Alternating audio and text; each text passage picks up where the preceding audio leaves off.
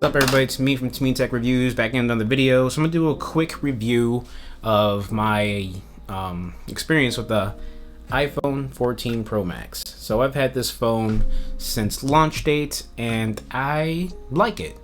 Is it a difference from the iPhone 13 Pro Max? I mean, not really. The only difference, obviously, is that dynamic island, which is cool. It has some use cases, but a lot of apps like Google Maps to this day are not utilizing the dynamic island like the native apps are, which is kind of annoying, but I'm kind of gravitating towards Apple Maps. Apple is coming through and getting better with its native apps, and some apps I prefer from Google, like Gmail, for example. But anyway, besides that, so I'm going to talk about first what everybody tends to care about with phones, and it's very important: battery life. The battery life on this phone has been phenomenal out the gate. 100% battery health capacity, lasts all day, no questions asked, easy. Right now, to this day, I'm sitting at 96% battery health. It's already deteriorated that much, and I have seen it take a large hit. Now, mostly, if I'm using it fairly, just like, no photos, no lots of videos, 4K videos, it lasts all day, easily. If I'm just like barely using it, just doing like everyday task and not using the camera or playing like graphic intense games, the phone is fine. But when I start using the camera for 4K 30 videos, 4K 60 videos, cinematic mode videos, 4K this and all that, and raw photography, battery takes a hit. It drops significantly and it's very annoying. There's been a lot of times during the day where I'd start my day about 7 in the morning, and by 4 p.m. I'm sitting at 35%, 25% battery life because I want to take a lot of videos and pictures. For example, when I was in Las Vegas, I have some pictures from Vegas to show you an example of how good the camera is. It took a hit, so I had to have the Anker MagSafe battery pack with me, and that helped tremendously keep the phone charged, and along with the people I'm with, keep our phones charged. So I mean, battery life, while it's great out the gate, if the battery health deteriorates, it does take a hit and it's not that great. And I'm sure phones like the Samsung Galaxy S23 Ultra might do a lot better. The iPhone 14 Plus, I'm sure, will do a lot better too, since it lacks a lot of things and it has a big battery, so it'll help it last a little longer. But nonetheless, the battery life on this out the gate is great, and as long as it maintains its 100% battery health capacity, no issues there. Battery life is fantastic. So I want to talk about the display. The display on here it's gorgeous. It's very bright. It's just the right amount of saturation, not too crazy like the Samsung phone does. While the Samsung displays are gorgeous to look at, they do tend to oversaturate. And when I'm taking pictures, I want to know what the natural color is, because I do like to edit my photos. Sometimes I like to take raw pictures, and I want to know what the natural color balance is, and I don't want things oversaturated, so when I'm editing it, it looks the same throughout all kinds of different displays like computer monitors, TVs, phones, tablets, etc. I want to make sure I have the right color balance where it's at complete natural tones, so that way when I edit, I know it looks the same across every device and I won't have to worry about anything like that. The HDR on here is great. I notice when you are watching content that is shot in HDR, the phone automatically brightens to the correct brightness to really bring out the HDR, bring out that contrast, that saturation, that sharpness. So when you're watching HDR content, it'll automatically brighten the phone. Especially like if you're on Instagram, you'll know something was probably shot on an iPhone, because the HDR will kick in and the phone will automatically brighten itself. And this phone maxes out at 2000 nits. You can't do it manually, but it mainly does that when you're under extreme sunlight conditions. And then obviously when HDR kicks in, it's going to kick up that brightness as well, so that way your HDR content looks very nice and sharp and bright the way it's supposed to be viewed in HDR. So the display on here, I mean, it's pretty good. I'll just put it up right here. Let me lower the brightness so you can see. Like, I'm going to show you a picture, for example, of something that's just, bright. So here's an HDR video of my dog. So you can see that it's very bright. And this is action mode, by the way. We'll get into that in a little bit. But yeah, action mode kicks in and it's very, it's dope. It's cool. So here, this says HDR on the screen. I don't know if it still says it. Well, it doesn't say it right away. So it says it right there. I don't know if you can see it, but that little thing that just disappears says HDR. And yeah, it just automatically brightens itself, and I think that's pretty cool. So yeah, we'll get into the video quality and stuff, photography, photo quality and stuff here in a little bit in the video. But overall, the display on here while watching like Netflix and HDR, Dolby Vision stuff, it looks fantastic. There's no complaints here. The shadows look great, everything looks great, so you can't go wrong with the display on the iPhone 14 Pro Max. All right, next I want to talk about real quick is software. So the main difference between Android phones and iPhones, obviously, is the software. Android phones usually use Google, and Samsung uses Google and Bixby integrations, but with Siri is okay. It does what I want it to do when it comes to simple tasks like turn up volume, turn down volume, pause, skip tracks, repeat tracks. Siri does pretty well with like scheduling an event. So for example, you can either say the hot word or hold the button. In this case, I'll hold the button and say schedule event for tomorrow at 5 p.m. Okay, so did that. And obviously if I toggle the mute switch, maybe it'll actually talk back. So let me exit out of there. Hey Siri, remind me to finish editing this video tonight at 8 p.m. Okay, I added it. Okay, so cool. You can get nicknames to yourself. I think I have a nickname for myself from this phone. Hey Siri, what's my nickname? I don't know a nickname for you. I don't have a nickname yet, but on the Google Assistant, it has a nickname for me. So I don't think I put one on here. Obviously, I didn't. But you can have nicknames enabled for yourself on here, and I'll call you by your nickname, which is kind of cool. So Siri on here is pretty well, I mean, with HomeKit integrations and stuff like that. If you have smart lights and smart devices that are compatible with HomeKit, it'll work. For example, the smart light behind me is a Philips Hue, and it's connected to my HomeKit. Right there where it says office light, that little light bulb right there. So if I toggle that light should go off. I think it did. Yeah, it did. So toggle it back on, and you see that light behind me just turned back on. So anything that's enabled, like if you have a TV that's compatible with AirPlay or HomeKit, right now I have a Sony 880J. I can toggle on and off the living room TV right there, so it's pretty cool. HomeKit is pretty cool. There's only, if you want doorbells connected to HomeKit, the only one that I know of right now is the Logitech Circle. I don't have that. I have Ring, and if I knew that wasn't compatible with HomeKit, I would have gotten probably the Logitech Circle, but it is what it is.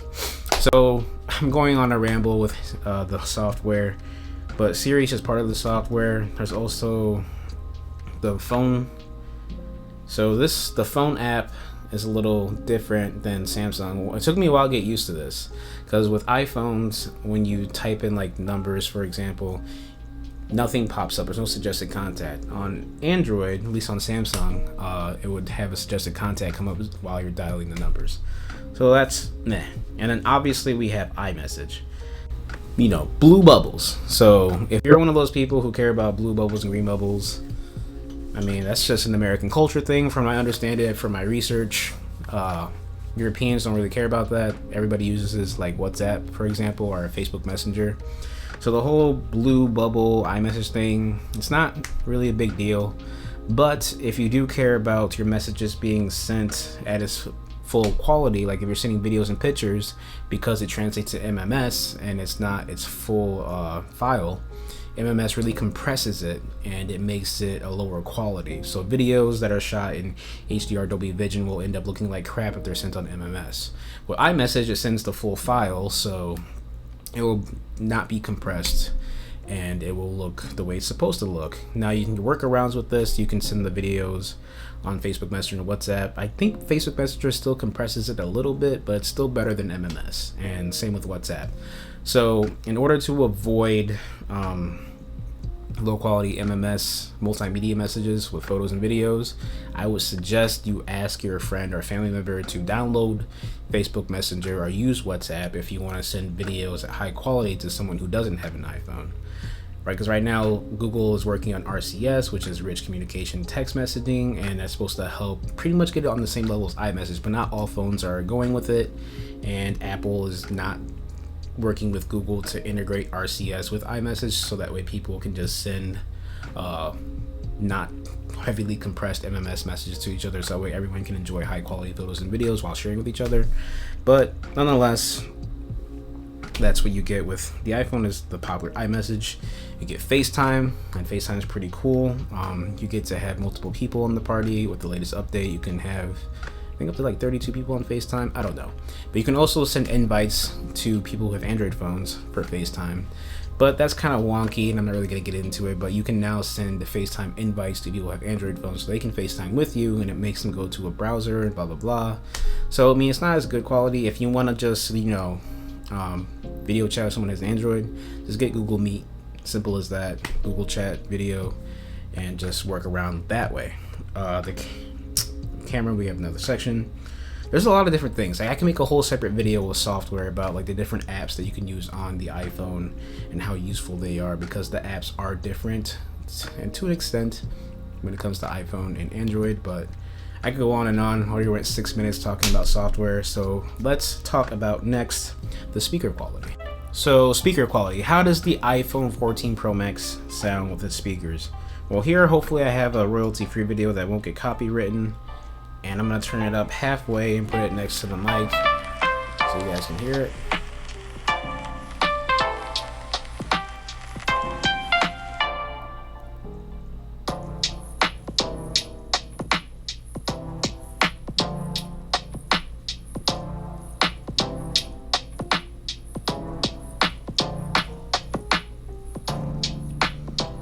So that's just a little sample of the speaker.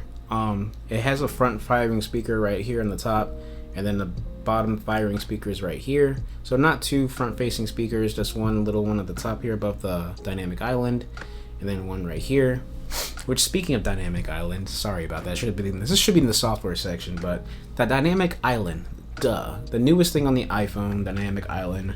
So this thing, it uses its little cutout thing and makes it part of the software, which is kind of cool. So if I'm trying to get directions, navigate to Starbucks, so basic, right? Turn. So I'm not going to show you my address exactly, but here you can see on the dynamic island that it's going to show me directions there, and as you drive it'll pop up and show you how many miles till the next turn, yada yada. So that's cool. And I want to say set timer for 5 minutes. You'll see it pop up there on the dynamic island. The timer is being set for 5 minutes. And if you want to check on sports scores, those will go up on here. I noticed I had to go through Apple TV app and then hit follow whatever sports team you're watching. It'll keep you updated on the score by using a dynamic island. And then with the always on display, which I also forgot to mention, what's wrong with me? You get an always on display now with the iPhone 14 Pro Max, only on this model. And you can have it set to where it dims the wallpaper, and people were making fun of this when it first came out, or you can set it to where the wallpaper is black and it shows no notifications. You can adjust your widgets.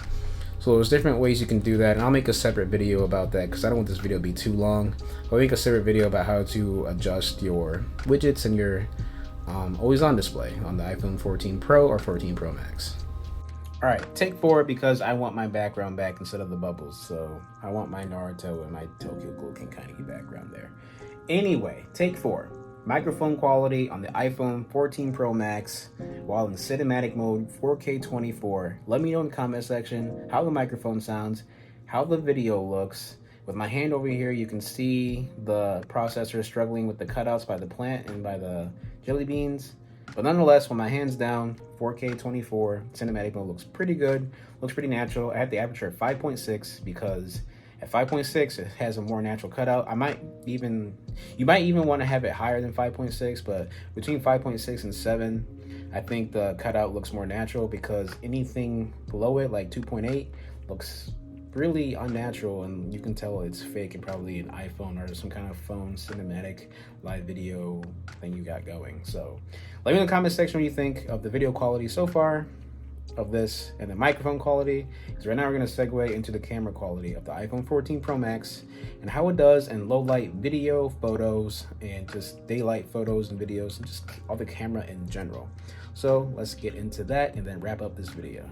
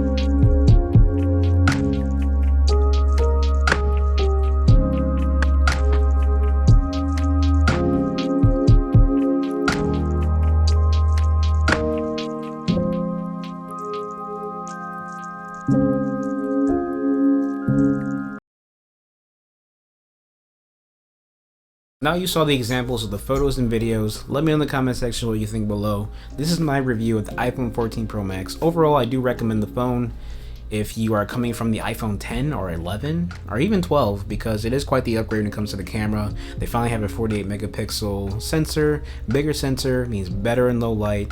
Now keep in mind, these are still cell phones and the sensors are still pretty small. Nonetheless, with it being bigger, it still provides a better improvement to low light photography and videography. So the main difference between, honestly, the 13 Pro Max and 14 Pro Max is that camera sensor and the dynamic island, and the always on display. So if those things really matter to you, I wouldn't upgrade from the 13 Pro Max at all, especially if your battery health is still doing pretty well. Now if you're coming from the 12 Pro Max, it's kind of hit or miss. The iPhone 12 Pro Max still had pretty good battery life, actually might even have better battery life than the 13 Pro Max. But you know, if cameras are important to you, even though it seems incremental, someone like me, I'm gonna upgrade.